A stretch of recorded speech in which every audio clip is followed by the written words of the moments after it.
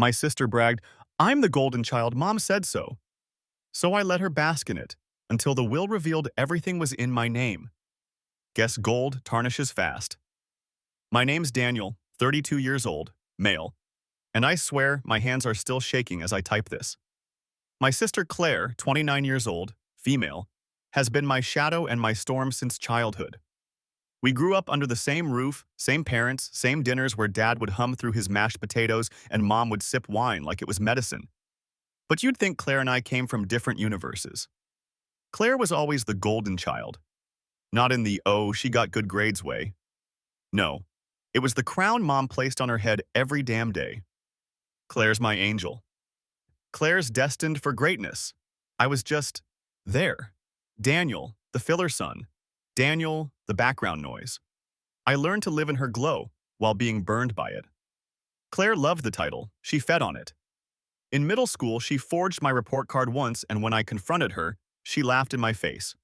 "Relax, Mom wouldn't believe you anyway." And she was right. Mom grounded me for jealousy. Claire got ice cream. That was the blueprint of our whole life. Her screw-up became my punishment. Her win became my silence. I remember one night in high school, I had just gotten into an advanced math program. I was proud, Dad was proud. Claire overheard and stormed into my room later, hissing, "Don't think this makes you special. Mom said I'm still the golden child." That was her mantra. She repeated it like gospel. And when I confronted Mom, she didn't deny it. She smiled, actually smiled, and said, "Every family has one who shines a little brighter. It's Claire's gift. Be happy for her." That sentence burned into me like acid. Be happy for her. I tried. God knows I tried. I ate every slight, every dismissal, every moment they made Claire the sun and me the shadow. But Claire wasn't just content being praised. She weaponized it. She'd stand taller at family dinners, cut me off mid-sentence, and beam while announcing, "Mom says I'm the golden child. Daniel's the stubborn one." And everyone would laugh, like it was some sitcom catchphrase. Meanwhile, I'd sit there clenching my fork until my knuckles turned white, pretending it didn't slice me open. Even as adults, nothing changed. Claire paraded around, bragging about being Mom's chosen one, even when she was drowning in credit card debt and job hopping like it was an Olympic sport. I worked steady, built my own career, kept my head down. But at every family gathering, she'd toast herself. Literally. Last Christmas, she raised a glass of cheap champagne and said, "Here's to me, the golden child." Mom laughed so hard she nearly spilled her drink. I wanted to vanish. And yet, through all of it, I stayed quiet. I let her bask in that fake gold crown. Let her keep calling herself the golden child. I didn't fight it, because deep down I knew the truth was coming. And when it did, her whole kingdom was going to collapse. Claire wasn't just the golden child, she was loud about it. That's what stung the most. She needed me to know I was second place. She'd say it with this smirk that made my chest heat up, like she wanted to see how much humiliation I could swallow. A couple years ago, Mom actually hosted a family dinner just to brag about Claire's new job. She worked at some boutique marketing firm for 3 months, and they treated her like she was running NASA. I'd just gotten a promotion myself, an actual stable one that came with health insurance, benefits, the works, but Mom brushed it off. "That's nice, Daniel, but Claire's in the creative field. That takes talent." I remember Dad glancing at me across the table, his fork frozen midair, like even he couldn't believe what he'd just heard. But of course, he didn't say anything. He never did. The worst came the year Mom got sick. Nothing immediate, just one of those slow, heavy things that creeps into the house and never leaves. Suddenly, we were all in and out of doctor's appointments, helping with bills, driving her to treatments. I stepped up. I drove her when Claire couldn't get off work. I cooked dinners. I fixed things around the house. Claire, meanwhile, posted filtered selfies with captions like, "Taking care of Mom, family first," when she hadn't even shown up. And Mom still called her the golden one.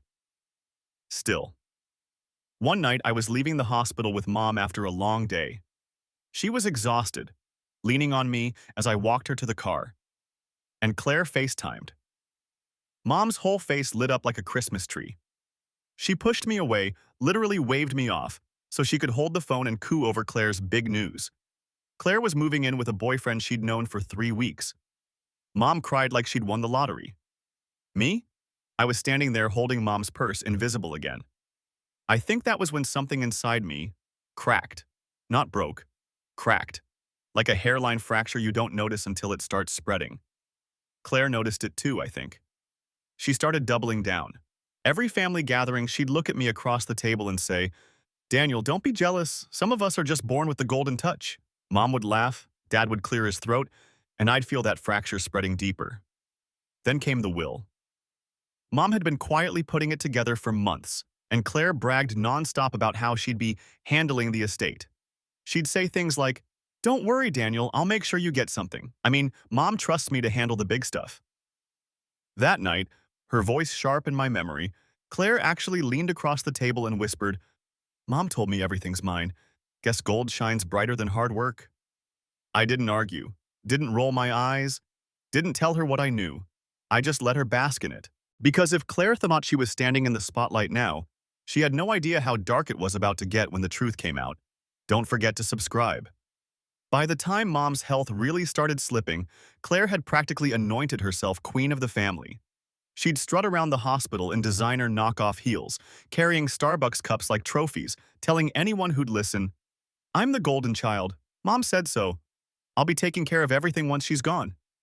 She wasn't even subtle. She started planning what she'd do with the inheritance before Mom was in the ground. At one dinner, she pulled out her phone and started scrolling through listings for lake houses.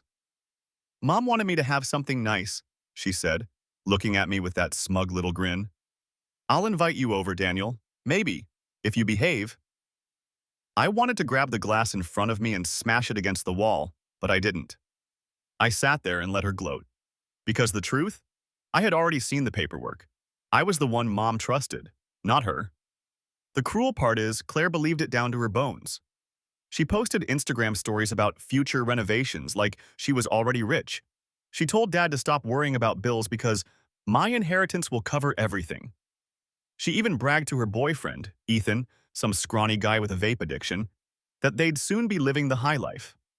I overheard him once, laughing nervously, asking, "You sure about that?" Claire just tossed her hair and said, "Mom promised. I'm the golden child. Daniel's not even in the picture." That line stuck in my chest like a nail. Not even in the picture. What she didn't realize is that Dad, quiet, background dad who'd always let Mom lead, finally made a stand when the will was written. I don't know if he did it because he saw what I'd done for Mom, or because even he couldn't stomach Claire's arrogance anymore. But I'll never forget the day he showed me the envelope. My name was everywhere. The house, the accounts, the land. Me, not Claire. And here's the kicker. Mom knew. She signed off on it. She didn't stop Dad. For the first time in my life, I wasn't invisible. But I couldn't tell Claire. Not yet. Watching her strut around like she already owned the world? That was the closest thing to revenge I'd ever tasted. Every lie she told, every fantasy she built, it was all going to collapse on her head in one single moment. I just had to wait. And the day of the will reading came faster than I expected. Claire arrived in a white dress. White. Like she was attending some coronation instead of her mother's funeral. She stood in front of the family, chin up, eyes glowing, and whispered to me, "Watch how gold shines, Daniel." I stayed silent, but inside, I was a storm. Update, wow. I did not expect this to blow up like it did.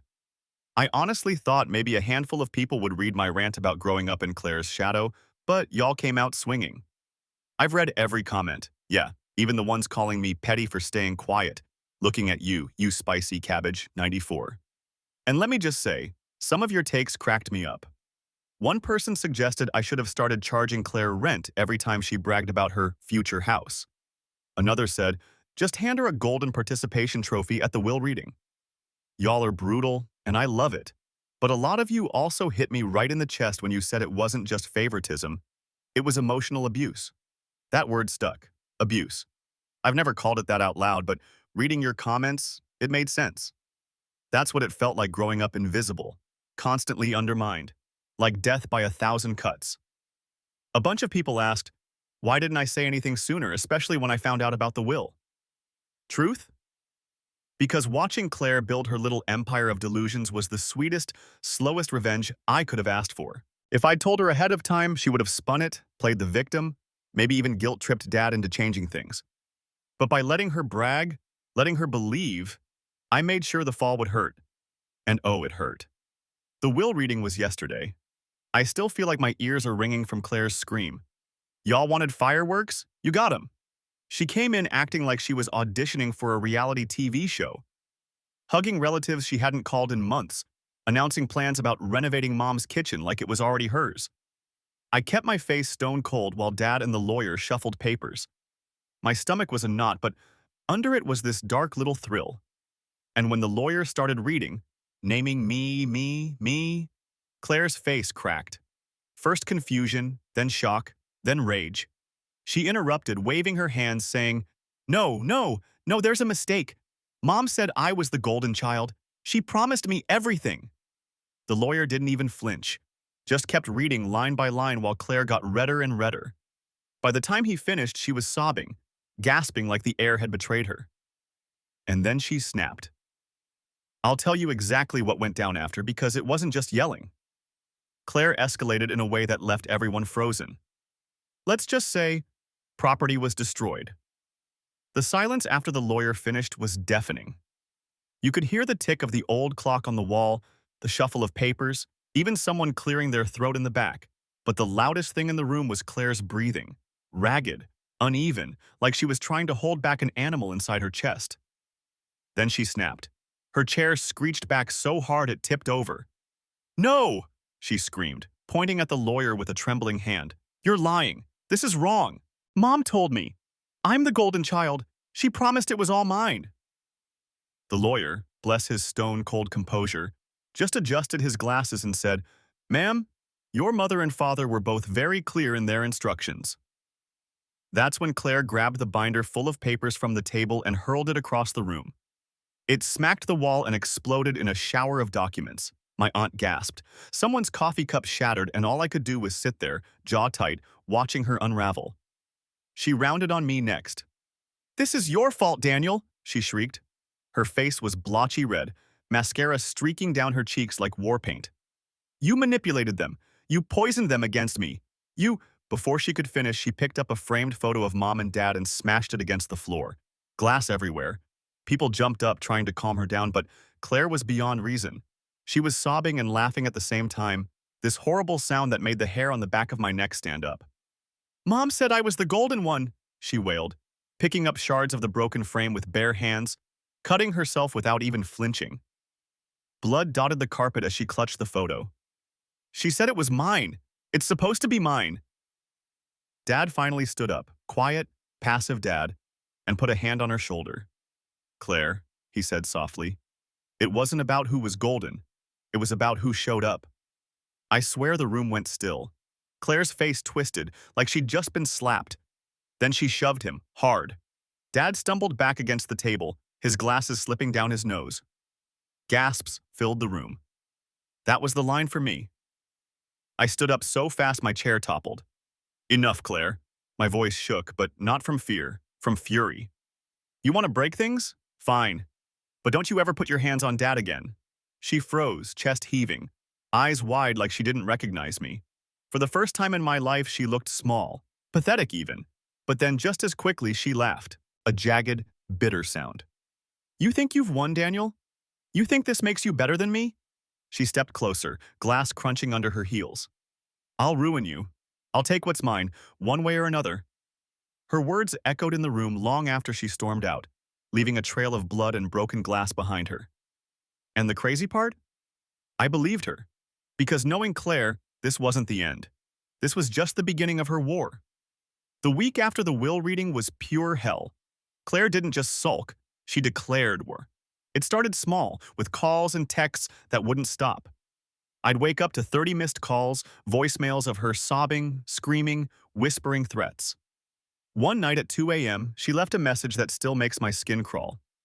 You think you've taken Mom and Dad from me? Fine, I'll take something from you. Then came the public meltdowns. She stormed into my workplace one afternoon, tears streaming, demanding to speak to me in the lobby. I could feel every set of eyes on us as she screamed, You stole from me, Daniel. That money was mine. Did everyone look at him? He's a thief. My boss had to physically escort her out while she clawed at the doorframe. She wasn't done. A few days later, I walked outside to find my car keyed. Deep, angry scratches spelling gold across the driver's side. Neighbors told me they saw Claire lurking around, chain smoking and pacing the street like a caged animal. Dad tried calling her, pleading with her to calm down, but she turned on him too. She sent him a text that said, "If you think Daniel's your savior, don't bother calling me when he abandons you. I'm not your daughter anymore." He showed it to me with shaking hands. I'd never seen him look so old. The final straw came at Mom's gravesite. I went there alone one evening just to clear my head. And there was Claire, kneeling by the headstone, mascara smeared, muttering to herself. At first, I thought she was praying. But as I got closer, I realized she was talking to Mom. No, arguing with her. "Why him? Why Daniel? You always said I was your golden one. How could you betray me like this?" When she saw me, she exploded. She started throwing the flowers I'd brought, tearing them apart, screaming, "Get out! You don't belong here! She was mine! Mom was mine! Everything was supposed to be mine!" She grabbed the ceramic vase from the headstone and hurled it at me. It shattered against the ground inches from my feet. My hands were trembling, not from fear, but from the sheer madness of watching my sister unravel in the most sacred place possible. That night, I realized something chilling. Claire wasn't just angry. She was unhinged. And people like that don't back down. They escalate. I knew I had to protect Dad, protect myself, because Claire wasn't done. She was only getting started. Update 2. Okay. I didn't expect to be back here this soon, but holy hell, things have gone off the rails. First off, thank you to everyone who's been DMing me advice. Some of y'all said to go no contact, others said to hit her with a restraining order yesterday, and a few of you straight up suggested moving states. Special shout out to you, Salt Life, Karen, who told me to buy a taser and matching pepper spray set, in gold, just for the irony. I actually laughed at that one. But then there were the darker messages. A couple of you warned me that people like Claire don't just stop. They escalate until they self-destruct or drag you down with them. And you were right. Since my last post, Claire's behavior has gotten worse. Like reality show level worse. She's been showing up at Dad's house uninvited, pounding on the door, screaming at him to fix this mistake. Dad had to lock himself in the bedroom once while she circled the house, rattling the doorknobs like a burglar. She also posted this massive rant on Facebook, pages long, about how I stole her destiny and brainwashed our parents. She tagged half the extended family, some of whom actually called me asking if it was true. I had to sit there explaining myself like I was on trial, while Claire's comments section filled with her friends saying things like, "Don't let him win, Queen." But the part that scared me most? Last night, I found our parents' old wedding photo, ripped in half, stuffed into my mailbox. No note, just that. I don't know if she meant it as a threat, a message, or just another unhinged gesture, but it rattled me. Because it felt like she wasn't just trying to hurt me financially anymore. She wanted to erase me. Erase my place in this family entirely. And honestly, I'm done playing defense. She wanted to brag about being the golden child? Fine. I'll let her choke on those words. I've been quiet my whole life, but now I'm planning something she won't come back from. Y'all said revenge should be poetic, personal, not about money, but about flipping the script. I think I've got just the way to do it. I spent a few sleepless nights thinking about all the ways Claire had humiliated me over the years. Every smirk, every "mom said I'm the golden child" jab, every time she twisted the knife while I stayed silent. I didn't want to just shut her down. I wanted to make sure she could never wear that crown again. The opportunity came faster than I expected. Dad and I were cleaning out some of Mom's things when I found a box buried in the back of her closet. Letters, receipts, journals, all of it proof that Mom had seen through Claire long ago. Notes about maxed out credit cards Mom secretly paid off. A journal entry about Claire lying to her boss and nearly getting fired. Even a half-written letter Mom never sent to Claire, begging her to take responsibility for once in your life. It hit me like a lightning bolt. Claire wasn't the golden child. She was the gilded ones. Fake shine, rotten underneath. And Mom knew it. So I put together a little presentation. The next weekend, Dad invited family over for a small memorial service at the house. Claire showed up in another white dress, God knows why, and immediately tried to take center stage. She gave a speech about how she'd carry on Mom's legacy as the one Mom trusted most. People nodded politely, even though half of them had seen her meltdown on Facebook. That's when I stood up. My hands were shaking, but my voice was steady. Actually, I said, pulling out the box, Mom left more than a will. She left the truth. I started reading. The unpaid debts, the lies, the journal entries. Each line cut another thread off the golden crown Claire had been wearing her whole life. Gasps echoed through the room as I laid out the receipts, literal receipts, of who Claire really was. Claire tried to interrupt, lunging for the box, but I pulled out the final piece. Mom's unsent letter. I read it aloud, every brutal word. Claire, I love you, but you must learn that life is not about being the golden child. It's about showing up. Daniel shows up. You don't. The room went dead silent. Then the whispers started. Aunts, uncles, cousins, all of them looking at Claire not like a queen, but like a fraud. She snapped again, of course. Screaming, sobbing, calling me a liar. She knocked over a lamp, shattered a picture frame, tried to storm out only to trip on the rug and nearly faceplant. It would have been funny if it wasn't so pathetic, but the damage was done. The golden child myth was gone. She could scream until her voice broke. Nobody believed her anymore. And the look in her eyes as she realized that was my revenge. Watching the gold tarnish right off her, leaving nothing but rust. After that day, Claire was radioactive. The family that used to fawn over her avoided her like a live wire. My aunt, who once called her our star girl, wouldn't even meet her eyes. Cousins unfollowed her online. Even Ethan, her vape cloud boyfriend, bailed within a week. I only know because Claire left me 10 voicemails screaming that I'd ruined her relationship too. She tried damage control, posted long rambling rants on Facebook about how I twisted Mom's words and stole the inheritance by manipulating Dad. But people had already seen the receipts, literal receipts, and no one bought the act anymore. Her golden crown had shattered, and all that was left was the rust underneath. The rage didn't fade, though. One night, she showed up outside my house, pounding on the door, screaming my name. Dad was with me, and I'll never forget the look on his face. Fear, but also this deep sadness. He finally called the police. When the squad car pulled up, Claire tried to play the victim, sobbing about how her evil brother was conspiring against her. The officers had to physically drag her away as she shrieked, "I'm the golden child! Mom said so! Mom said so!" That was the last time I saw her in person. Dad filed for a restraining order the next day. Life quieted after that. For the first time, I could sit in my own home without waiting for the phone to buzz with Claire's chaos. Dad and I grew closer, weirdly enough. He admitted he'd spent years staying silent out of fear. Fear of upsetting Mom, fear of confronting Claire. But watching her explode, watching me stand up, he said it made him realize he'd been wrong to let me shoulder it all alone. And me? I finally felt lighter. Not happy, not exactly, but free. See, revenge wasn't the money. It wasn't the house or the accounts or even the will. Revenge was watching Claire's crown dissolve in real time.